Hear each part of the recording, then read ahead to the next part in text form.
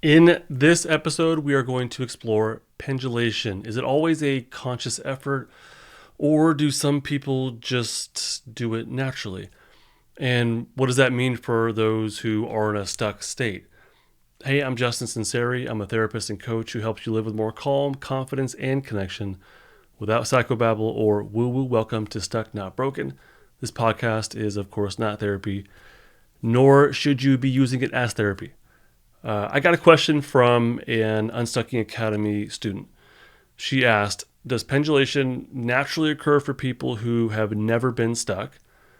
And for those who are stuck, can pendulation occur naturally after learning and practicing it? A really, really good question. And before I go into it, let's clarify what we mean by pendulation and what we mean by stuck. Pendulation is the skill of mindfully and intentionally shifting between safety and defensive activation on a deep body-based level. It looks like connecting with safety activation, like a feeling of warmth in your chest from joy, and also connecting with defensive activation, like an empty void in your belly from depression. As you permit these states and shift your focus between the two, the intensity of the depression experience softens. Pendulation can also open the capacity, the potential for self-regulation and of actually releasing stuck defense, not just softening it, but maybe releasing it or ladder climbing, polyvagal ladder climbing. The safety half of pendulation keeps the defensive half contained or at a minimum, but it also helps you connect with that defense mindfully. And once you're connected with defense, as long as the safety state holds, the stuck defense can start to shift. Stuck means one is chronically in defensive activation, like stuck in shutdown, which would show up as the depression emotion, and like that void in the belly. This person has less access to their safety state. Their state is less developed, their safety state.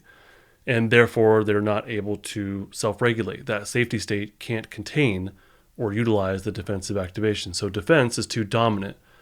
So in order to self-regulate, they would need a strong enough safety state, something that's called the vagal brake in the polyvagal world terminology. So my answer to these two questions is yes, pendulation will naturally occur for someone who's not stuck, sort of. And pendulation will naturally occur as someone gets less stuck after learning and practicing pendulation, sort of. Let's start with an analogy that I think really helps to clarify this. You know those carnival games where you punch a bag or you slam on a mallet and you try to get the meter to reach the top? Think of that top as the maximum capacity of your nervous system. It's the upper limit of what your system can handle before it goes into a full-blown defensive state. People with strong enough self-regulation, those who might say they've never been stuck in the same way that a traumatized person has, their top is much higher. Their nervous system has a broader window of tolerance, a greater capacity for what it can handle. Their vagal brake is stronger. The strength of their safety state, that is, it's stronger. In large part, I would assume due to good enough parenting and good enough co-regulation and safe enough environment with safe enough others. So when they encounter a potential trigger, which would be a punch to the bag or the mallet hitting the whatever, the level of dysregulation, that meter doesn't reach the highest point. It doesn't reach their top. It might go up like a bit and they would feel some discomfort, but it doesn't push them into like a prolonged defensive state that they can't recover from relatively quickly. For this person with healthy regulation, a conscious, deliberate pendulation skill isn't necessary because their system has enough inherent capacity to process and to return to ventral vagal safety without that intentional, explicit effort. They can handle the trigger and recover from it quickly.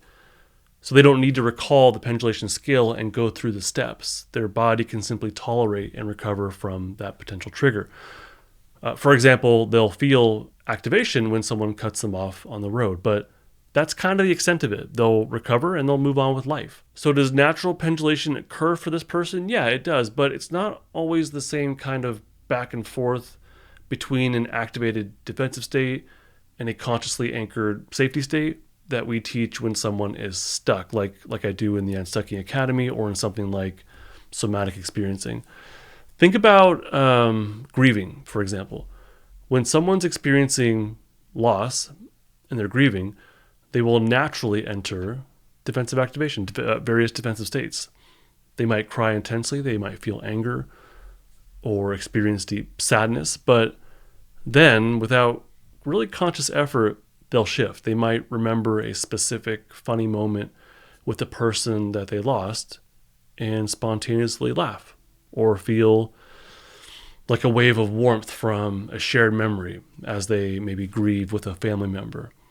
Then they'll dip back into tears or anger. So this crying and laughter duality, this vacillation between defense and safety, is a very natural pendulation process. The key here is that even in their grief, they have a strong enough underlying safety state, enough ventral vagal capacity, that their system can access these moments of connection and regulation, even though they have a lot of pain. And so the body naturally pendulates and carries them through the grieving process. Let's pause here and discuss stuckness again, if you don't mind the quick detour. Everyone is stuck on some level. Literally nobody had perfect parenting. Literally nobody had a perfectly safe environment to grow up in. The rich, privileged stranger kid that you think had it all, their parents didn't pay attention to them. They're filled with emptiness, they drink to feel better, and they lack real friendships. Your friend in school who seemed to have it together, they didn't. They were going through some horrible stuff in secret. How about your favorite politician that you think cares deeply about you and the community? They don't. It's all a mask they put on, focusing on fulfilling their insatiable egos so that they can ignore the pains inside. Everyone has some level of stuckness. It's a spectrum. At one end is the perfectly regulated person who can roll with everything that fortune gives or takes away from them. This person does not exist. It's not me. It's not the spiritual guru that you're going to listen to or read next, okay? This person does not exist. At the other end of the spectrum is the extremely dysregulated person. This person is filled with rage, panic, fear, maybe even hardly functional. This person does exist. This person does exist. I assume and I hope that most people receive good enough parenting and live in safe enough environments, but that hope maybe and probably is very unfounded on a global level.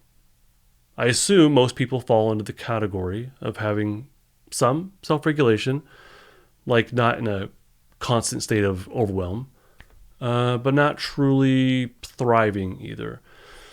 Most people are getting by, often operating on the fringes of their capacity, of what their nervous system can handle, perhaps constantly on the edge of dysregulation, like they're always there, but not quite there. Many people have moments of dysregulation, like a panic attack here and there, but they can function. They have enough regulation. But everyone has some level of stuckness. Everyone can benefit from learning new self-regulation skills, I believe. Literally everyone, even the person who wouldn't say they have trauma. I promise you, based on the 17 plus years of therapy and a few years of coaching people one-on-one, even if someone doesn't have PTSD, they can still, or CPTSD, they can still benefit from the pendulation skill. I think many people have enough safety in their system to learn new self-regulation skills like pendulation. And I think they would be absolutely shocked to see how much pain, resentment, stress, hurt, and otherwise malcontent that they're actually holding on to. Maybe they don't know how to pendulate, but they can be walked through it, like during a workshop or meditation. And through successfully pendulating, this person can increase that top on their carnival game meter. With consistent practice, this conscious pendulation of learning the skill and implementing it as a series of steps can eventually become subconscious, just like learning how to drive a car or play an instrument.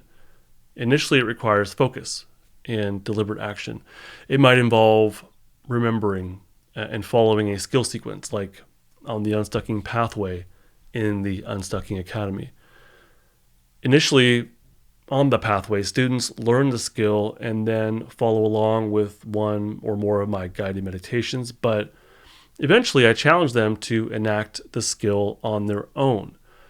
By that time, it requires less conscious effort and it can become second nature. So in general, as the neural pathways strengthen and the nervous system learns this new way of being, it becomes more automatic, more integrated. Your system learns that it can move in and out of discomfort safely and that it can return to a state of regulation. It builds a new higher top on that meter for its capacity, making those deep, stuck defensive states less frequent and less intense. Someone who is stuck but not traumatized, but has okay regulation, which I think is the majority of the world, they can learn pendulation and go from just getting by to genuinely expanding their nervous system's capacity for calm and confidence and connection. I don't know if it's the majority of the world, but I think a lot of people are like that. It's about transforming that conscious effort into an embodied automatic practice over time, much like those who've always had that strong enough baseline regulation. For others who are more chronically dysregulated and fit the typical PTSD, CPTSD traumatized mold, they need to establish a strong enough safety baseline.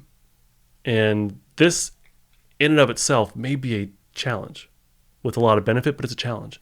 They need to get accustomed to what safety feels like. And again, that's quite a challenge for many. This person with a higher level of chronic dysregulation typically lacked effective co-regulation in childhood and or safe enough environments then or even now. So asking this person to pendulate is too big an ask. Instead, we need to focus on safety, recognizing safety, practicing how to access safety, building it, and then gently tiptoeing into defensive activation to eventually pendulate. Can this person learn, practice, and be so successful with a skill like pendulation that it becomes second nature? Yeah, I think so, generally, but it's work and it would take a lot of patience. But I think it's possible. So to recap, for those with already high nervous system or high enough nervous system capacity, conscious pendulation as we teach it isn't always necessary because their system manages activation differently, more effectively.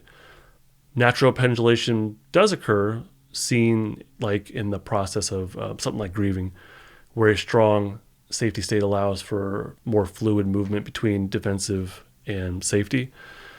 And yeah, for those of us who have felt stuck or have been getting by, consciously learning and practicing pendulation is how we build that capacity, expand our window of tolerance or raise the level of that top on the meter, and ultimately move towards a place where pendulation can become a more subconscious, integrated part of our daily lives.